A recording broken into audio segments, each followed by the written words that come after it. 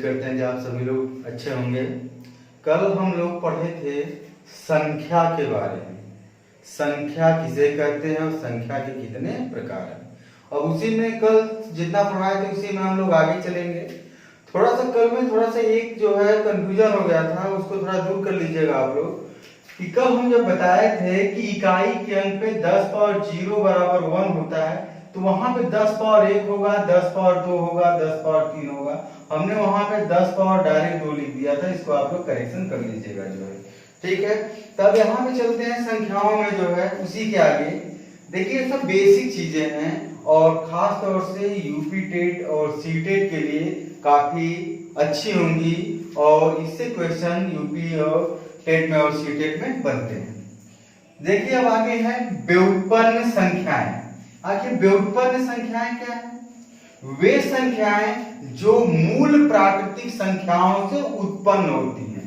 वे संख्याएं जो मूल प्राकृतिक संख्या से उत्पन्न होती हैं। जैसे आप 2 है, 2 दूना 4, क्या हो गया आपका?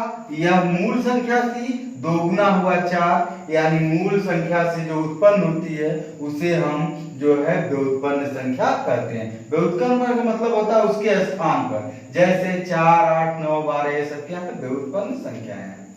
अब अगला है विपरीत संख्या यानी अपोजिट नंबर। जो विपरीत संख्याएं हैं वह क्या होती हैं? ऐसी संख्याएं जिनका योगफल शून्य हो। ऐसी संख्याएं जिनका योगफल शून्य हो। और आप जानते हैं योगफल तभी शून्य होगा जब एक पॉजिटिव हो और दूसरा क्या हो? निगेटिव हो और उनकी वैल्यू क्या हो? सेम हो।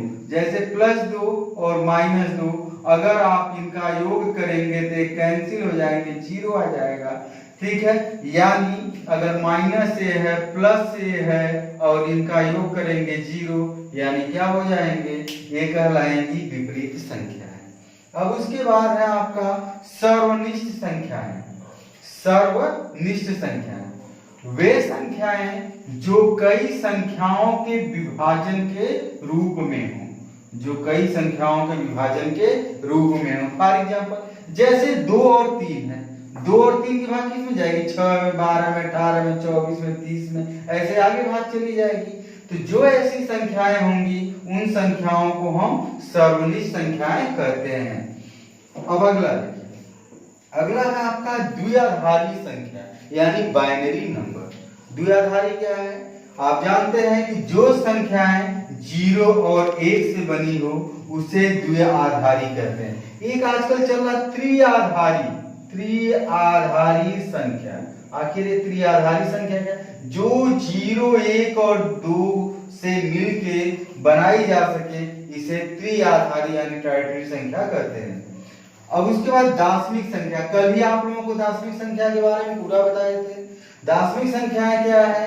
ये 0, 1, 2, 3, 4, 5, 6, 7, 8, 9 यानी ये जो 10 संख्याएं हैं, इन 10 संख्याएं जो मूल संख्याएं हैं इसे ही क्या कहते हैं? हम जो है दार्शनिक संख्या कहते हैं जो है। यानी संख्याओं या अंकों के समूह को ही क्या कहते हैं? हम 10 को जो है दार्शनिक संख्या कहते हैं। अब इसके बाद संपूर्ण संख्या। संपूर्ण संख्या क्या होती है? जिन संख्याओं के सभी गुणनखंडों का योग उस संख्या का जो है, जिस संख्याओं के सभी गुणनखंडों का योग संख्या का 2 गुना हो उसे हम संपूर्ण संख्या कहते हैं। जैसे इस प्रकार का उदाहरण 6 और 28 है। 6 का जो है आपका फैक्टर होगा 1, 2, 3, 6। 6 का फैक्टर 1, 2, 3 और 6, तो 6, 3, 9, 2, 11, 12। 12 देखिए आया, इसका क्या है? ये दुगुना है, यानी दुगुना है। ये क्या कहलाएगा? इसका जो है संपूर्ण संख्याएं कहलाएंगी। इसी प्रकार 28 से देख लीजिए, 28 में 1 है, 2 है, फिर 4 है, फिर उसके बाद आपका जो है 6 है, 8 है, ठीक है। फिर उसके बाद आपका 14 है और 28 है। अब आप योग देखें, 1, 2, 3, 4, 3, 7, 6, 13, 13, 8, 22, 22 और 28 जो है 22, 28 आपका हो गया जो है 22 और 28, 50, 14, 64। कहाँ पे गड़बड़ हो भाई? 1, 2, 4, 6 नहीं है, सॉरी 6 नहीं है, 7 होता है। और उसके बाद जो है आपका 7 होगा, 14 होगा और 28 होगा। तो यहाँ पे हो जाएगा 10 4 14 14 28 56। देखिए 56, यहाँ पे 56 हो गया। इसका 2 गुना है जो है, 2 गुना है, यानी ये भी क्या कहलाएंगे आपकी संपूर्ण संख्या कहलाएंगे। अब उसके बाद अगला है आपका संयोजी या प्रतिलोम विलोम इसे कहते हैं। जब किसी संख्या का चिन्ह बदल जाता है तो उसे हम क्या कहते हैं, संयोजी या प्रतिलोम विलोम। जैसे +2 है तो इसका प्रतिलोम या कहें संयोजी क्या होगा, -2। यहाँ पे जैसे +a है, इसका संयोजी क्या हो जाएगा, विलोम जो है -a। यानी ये चीजें आपकी हो जाएंगी, इसे हम संयोजी या विलोम कहते हैं। अब देखिए आगे आप लोगों का है कि विलोम या गुणात्मक विलोम, विलोम या गुणात्मक विलोम। उसी में आगे है यदि दो परिमेय संख्याओं का गुणनफल, यदि दो परिमेय संख्याओं का गुणनफल 1 हो तो उसे हम विलोम या गुणात्मक विलोम कहते हैं। जैसे अगर आपका 2 है, 2 का गुणात्मक विलोम होगा 1/2, तभी इनका गुणा करेंगे तो क्या आ जाएगा, 1 हो जाएगा। यानी x का गुणात्मक विलोम क्या होता है, 1/x होता है। फिर अगला है अवास्तविक संख्या, इमेजिनरी नंबर। इमेजिनरी नंबर किसे कहते हैं, यदि किसी संख्या का वर्ग ऋणात्मक प्राप्त होता है तो उसे हम अवास्तविक संख्या यानी इमेजिनरी नंबर कहते हैं। जैसे -x का है, अगर यह वर्गमूल में अगर इसका वर्ग किया जाए तो वर्गफल हमें ऋणात्मक ही प्राप्त होगा, और अगर ये ऋणात्मक प्राप्त होगा तो ये क्या हो जाएगी आपकी जो है, यह अवास्तविक संख्या कहलाएगी जो है। ठीक है, जैसे उदाहरण पे √-1, √-4, √-3/4 इसका वर्ग करेंगे तो वर्गफल ऋणात्मक ही हमको प्राप्त होगा। सही है। अब अगला देखिए सम्मिश्र संख्या, सम्मिश्र संख्या यानी कॉम्प्लेक्स नंबर।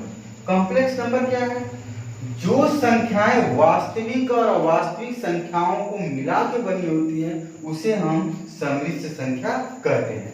जैसे a + ib, i यानी निगेटिव, a वास्तविक, ये आपका रियल नंबर होता है यानी वास्तविक संख्या है आपकी, वास्तविक संख्या रियल नंबर, और एक क्या इमेजिनरी नंबर यानी अवास्तविक संख्या। इन दोनों संख्याओं को मिला के जब ये सम्मिश्र संख्या बनती है इसे हम कहते हैं कि सम्मिश्र संख्या, जो कि a + ib के रूप में होती है, यानी 3 + √-4 है। यह अच्छा उदाहरण है आपका, यानी यह वास्तविक संख्या और ये क्या है, अवास्तविक संख्या।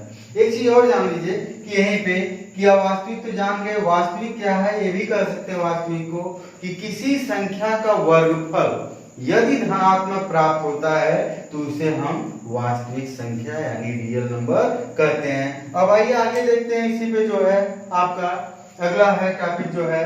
अब देखिए इसी में कुछ चीजें थी जो है उस समय, तो आपका अगला है अब इसमें अभाज्य, भाज्य आप लोगों को बता दिए थे। अब अभाज्य संख्या, अभाज्य संख्या या फिर इसी को कहते हैं ऋण संख्या, या फिर इसी को कहते हैं आपका जो है प्राइम नंबर, प्राइम नंबर। आखिर ये चीजें क्या है, ऐसी संख्याएं। देखिए अब अगला टॉपिक है अभाज्य संख्या, अभाज्य संख्या या ऋण संख्या या फिर इसे हम प्राइम नंबर कहते हैं। जैसा कि आप लोग भाज्य में हम आप लोगों को बता चुके हैं, भाज्य किसे कहते हैं, जिसके 2 से अधिक, जिसके 2 से अधिक जो है आपके भाजक हों, जिसके 2 से अधिक आपके भाजक, उसे क्या कहते हैं, आपका भाज्य कहते हैं। अब जो है अभाज्य क्या है, जिसके सिर्फ और सिर्फ 2 भाजक हो, जिसके सिर्फ और सिर्फ 2 भाजक हो, यानी 2 से ज्यादा भाजक न हो। दूसरे शब्दों में परिभाषा करते हैं जिसमें 1 और स्वयं से भाग जाए उसे हम अभाज्य संख्या या ऋण संख्या कहते हैं।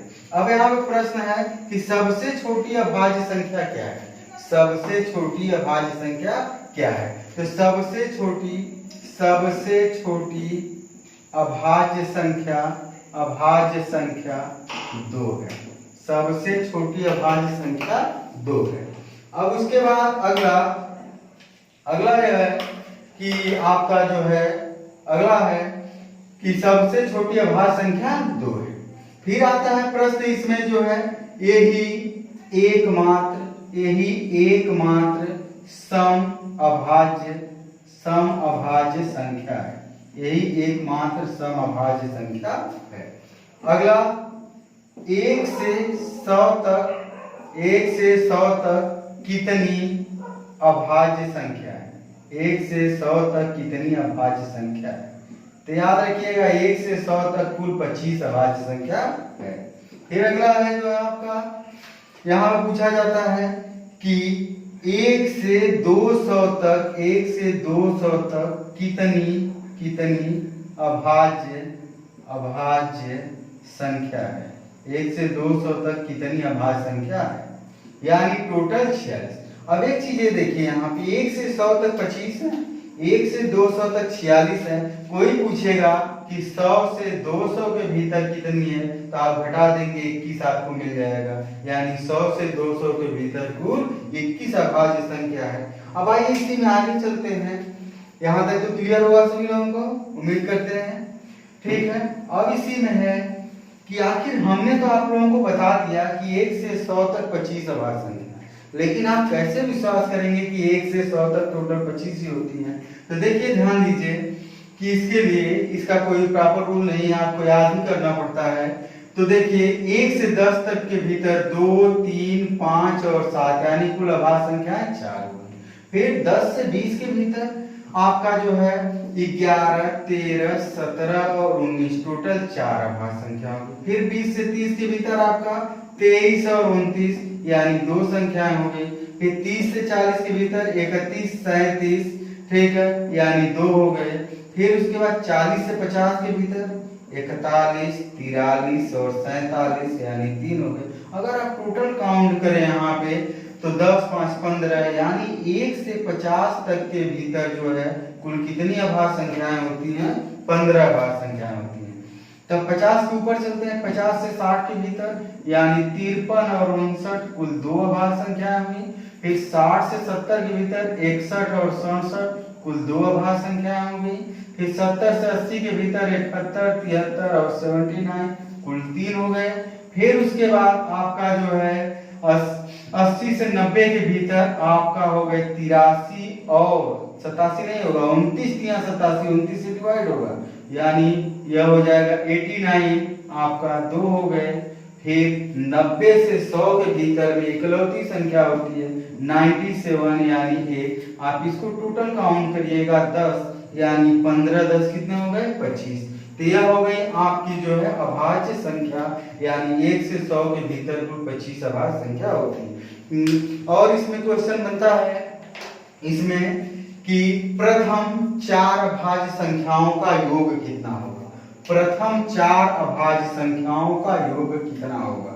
तो यहाँ पे आप ध्यान दीजिएगा 10, 7, 17 प्रथम 4 अभाज्य संख्याओं का योग जो है 17 होता है। यह भी पूछा जाता है प्रथम 5 अभाज्य संख्याओं का औसत कितना होगा?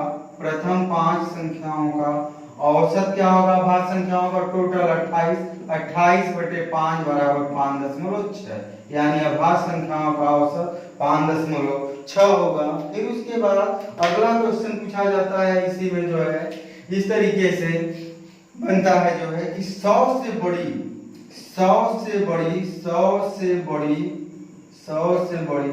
लघुत्तम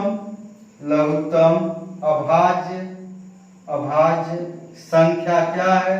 तो याद रखिएगा 101 यानी 100 से बड़ी हो और छोटी से छोटी भी हो यानी वह 101 है। और एक पूछा गया अगर आपसे 1000 से बड़ी लघुत्तम अभाज्य संख्या क्या है? तो 1009 यानी 1000 से बड़ी लघुत्तम अभाज्य संख्या 1009 है।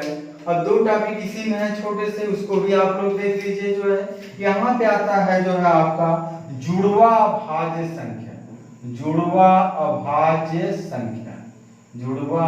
संख्या यानी इसे कहते हैं ट्विन प्राइम नंबर। आखिर ट्विन प्राइम नंबर क्या है?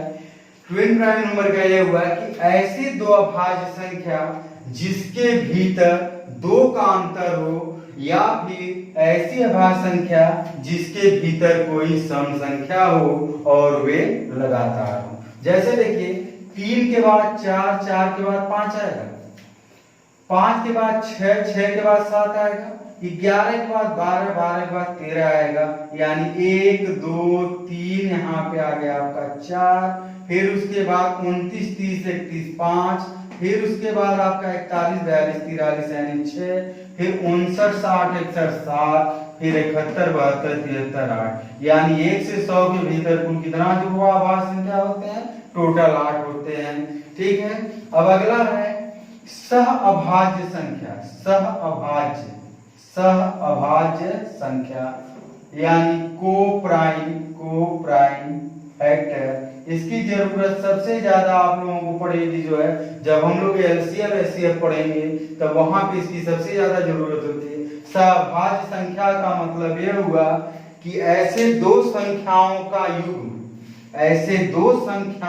युग्म जिनका उभयनिष्ठ 1 हो, या फिर ऐसे दो संख्याओं का मस 1 हो।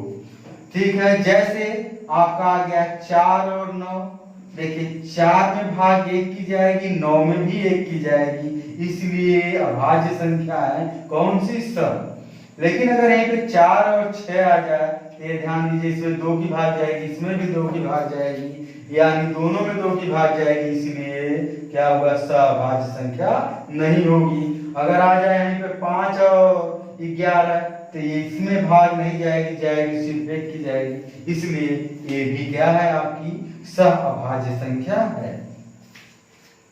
और देखिए इसके बाद इसी में जो है क्वेश्चन हम लोग कर लेते हैं। कुछ क्वेश्चन जो है जो इम्पोर्टेंट क्वेश्चन है।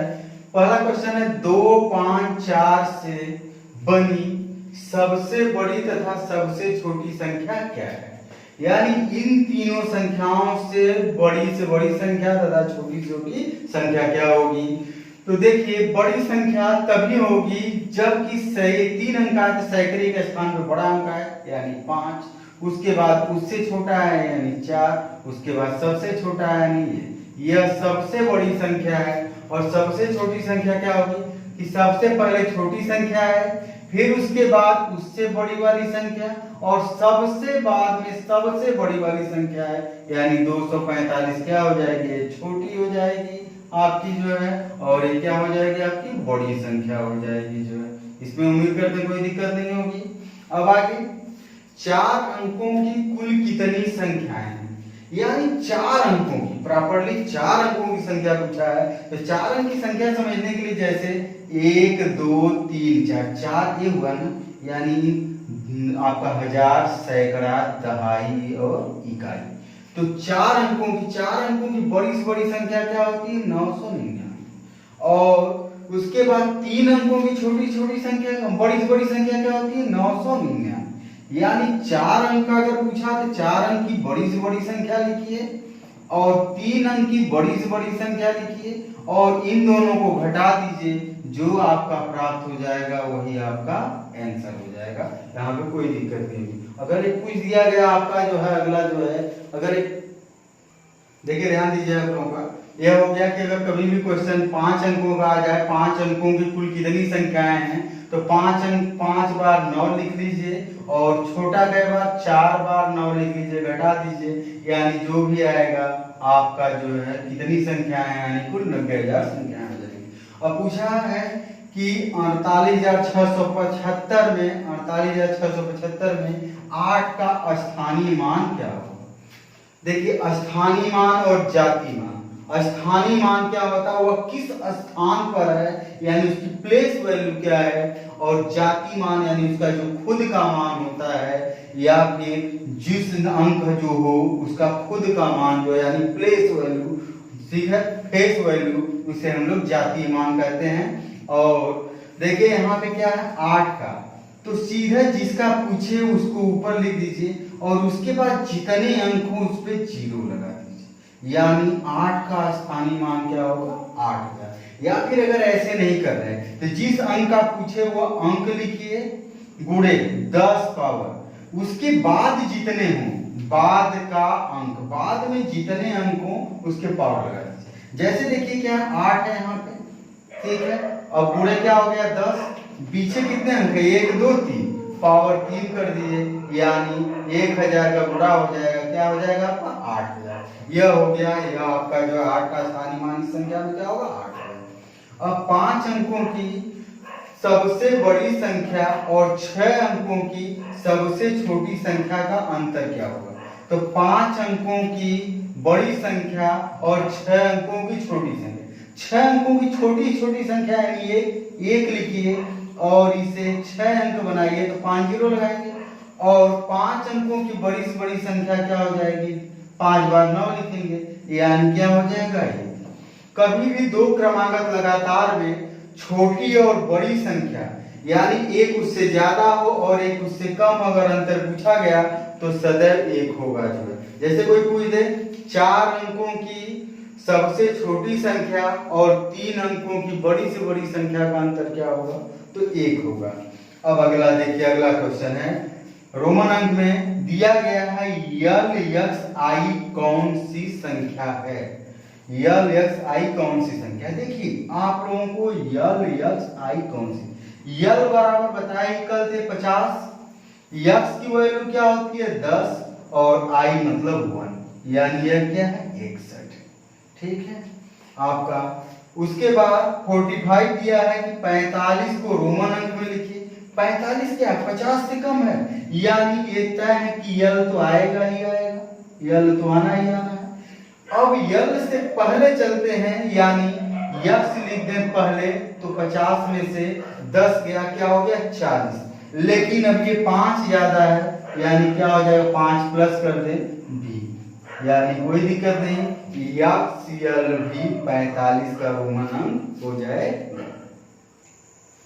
देखिए अब अगला क्वेश्चन आप लोगों का कि परिमेय संख्या दिया है क्वेश्चन -8/3 कौन कौन से क्रमागत पूर्णांकों के बीच आती है? कौन कौन से क्रमागत पूर्णांकों के बीच आती है? तो देखिए ऐसा क्वेश्चन कभी भी आ जाए तुरंत 3 से 8 को डिवाइड करिए, यानी 2 सही 2/3 है क्या है माइनस, यानी यह कहा है पूर्णांकों के बीच, वह पूर्णांक क्या होगा यानी 2.6 होगा, यानी यह 2 और 3 के बीच आएगी, लेकिन चिन्ह क्या है माइनस, यानी यह 2 -2 और -3 के बीच अवस्थित होगी, ठीक है। अगला इसके वैज्ञानिक पद्धति में क्या लिख सकते हैं? देखिए वैज्ञानिक पद्धति में लिखने के लिए 1 अंक लिखिए, इसके बाद दशमलव लगाइए, 2 8 9 2 लिखिए और पीछे से यहाँ इंटू 10 टू पावर 1 2 3 4 5 6 7 8 9, यानी पावर 9। जहां पे दशमलव लगाएंगे उसके बाद के अंकों की गणना कर लीजिएगा, उसी को 10 टू पावर बैठा दीजिएगा, यह वैज्ञानिक पद्धति में इसका निरूपण हो गया जो है। फिर अगला क्वेश्चन है निम्न में से कौन सी संख्या ऋणोत्तर अभाज्य संख्या है?